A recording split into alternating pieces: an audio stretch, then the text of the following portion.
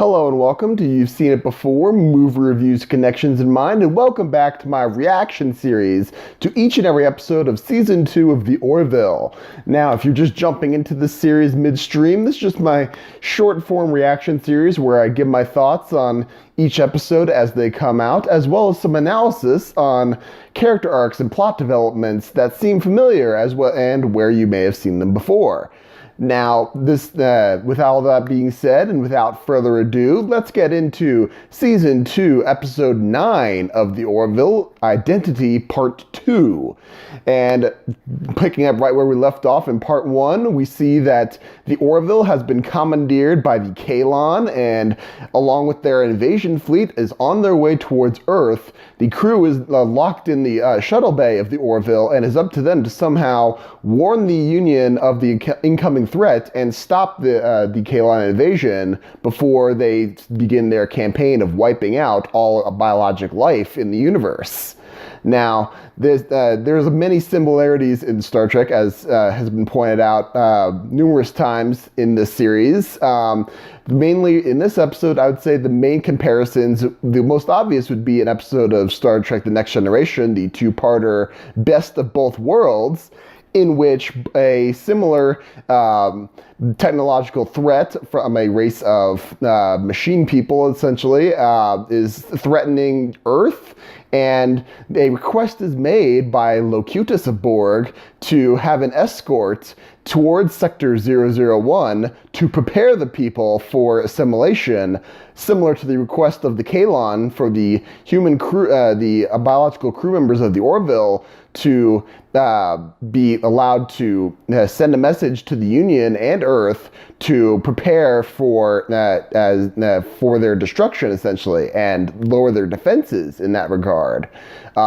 Another similar circumstance would sort of be for the episode of Star Trek Voyager, the two-parter Basics, in which the ship is also taken over by a hostile alien species, and however, a shuttle pod is launched, and with one crew member aboard, Tom Paris, and he is sent to try to get help from an alien species, and in order to retake the ship. Somewhat similar to how Kelly and Gordon hijack a shuttlecraft and leave the Orville in order to try to make contact with the Krill in order to enlist their help in dealing with the Kaylon invasion. Finally, there's also a relationship between an episode of Stargate Atlantis, namely Be All My Sins Remembered, from the 4th season, in which a similar technological threat, the replicators, have developed a strategy to annihilate the Wraith, namely eliminating their food supply, aka humans, and they've begun to annihilate human worlds.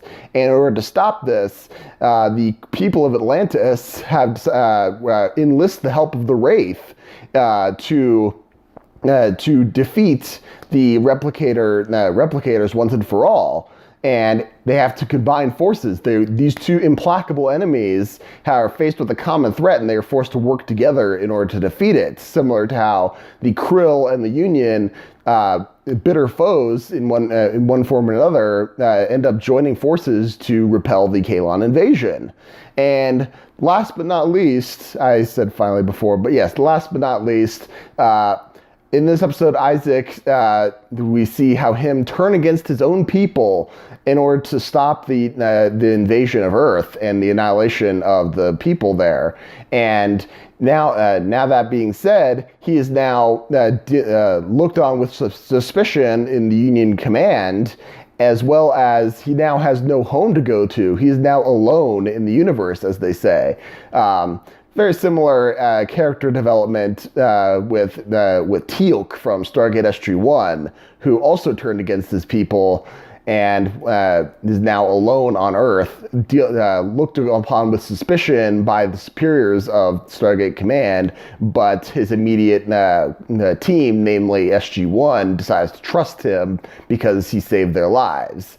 So we'll see how that progresses as the series continues. Now, this episode, after the gripping part 1 of Identity, the last week's episode, it was kind of a shocking turn for that episode, how it went full dramatic at that point, and we see some serious consequences on the crew of the Orville at this point. And we see real battle damage as well. And it's continuing on in this episode where the crew is dealing massive casualties. The ship is heavily damaged and their lives are on the line. And they're having to face some hard choices and hard personal conflict as well. I thought this was a very powerful episode, strong episode, a great two-parter. They made a good choice to make this a two-parter because I thought that this worked out great. I thought that Isaac's turn, though expected in one form or another, was somewhat abrupt. I felt. I don't think that it was very. There was a lot of lead up to it. I think there was the one scene where he attempts to save a crewman's life, one scene where he is faced by his superior for potential sympathy, and then one scene where he's faced with a choice and then he rebels. Somehow that doesn't really translate as well, considering that we didn't see him much at all interfering with the initial takeover of the ship in the last episode. I mean, there's probably explanations for this. I may be overthinking it, but somehow that I feel like that could have been maybe dealt a little bit better. I'm not sure how exactly, but I thought that maybe that didn't work out as well. I may be wrong on that. Who knows? And maybe subsequent viewings will change my mind on that front. And also, I love how someone in the comments, I forget who, if I knew your name offhand, I would give you a shout out. I'll give you a shout out in the comments later, I promise. They predicted that Yaphet would play a significant role in the release of the ship, and he did. Awesome. I love that theory, and it panned out. Great. So that was awesome. I really like this episode. I like this two-parter as a package, and I look forward to seeing how they go along. I also would like to say that they're getting a lot better as the series goes on blending humorous elements with serious tones, and this was a very serious episode. Offhand, I think there were only a couple of good jokes throughout. I feel like maybe next week's episode, I would like them to maybe try balance it a little more towards the humorous side, just to maybe balance it out a little bit. It's kind of like how they had Ant-Man and the Wasp right after Infinity War to kind of balance the scales a little bit. So that's just me, but I'll see the next episode regardless. So there you have it. Those are my thoughts on Season 2, Episode 9, Identity Part 2. What did you think of this episode? Did you like it? Did you not like it? What do you think of my analysis? Did I mess something up? Did I miss anything? Let me know in the comments down below. And be sure to check out my reaction to next week's episode of The Orville, as well as the most recent episode of Season 2 of Star Trek Discovery. I've just posted my reaction to that on my channel as well, and also my movie reviews if you're interested in those. I've just done a review of How to Train Your Dragon: The Hidden World, which is now up on my channel. Yeah, be sure to look on those. Thank you so much for watching. You guys are the best.